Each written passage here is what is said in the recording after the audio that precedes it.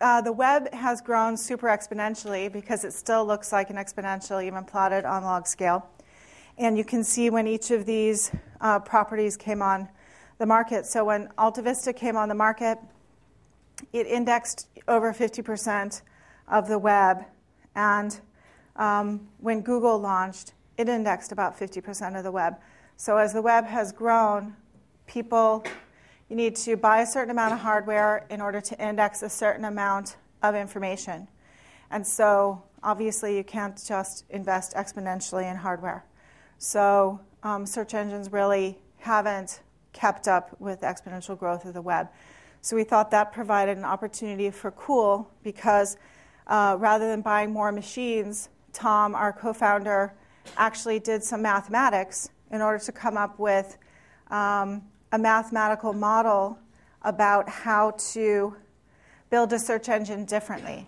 So a standard search engine is built as a scatter-gather architecture. I don't know how many people know that terminology, but basically it would be like asking every single one of you the same question and you guys emailing me back the answer. So you scatter the query and you gather up the answer. So he came up with a representation so that you didn't have to scatter the query anywhere, that over 95% of queries could just go to one machine.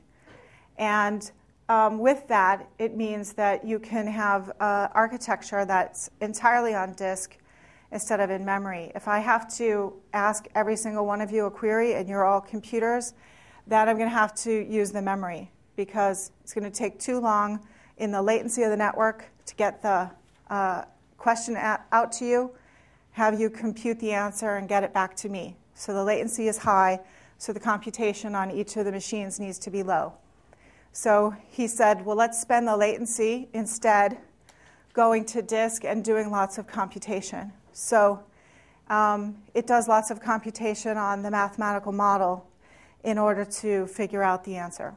So that's why on 140 machines, we can serve 125 billion pages. And trust me, Yahoo and Google use more.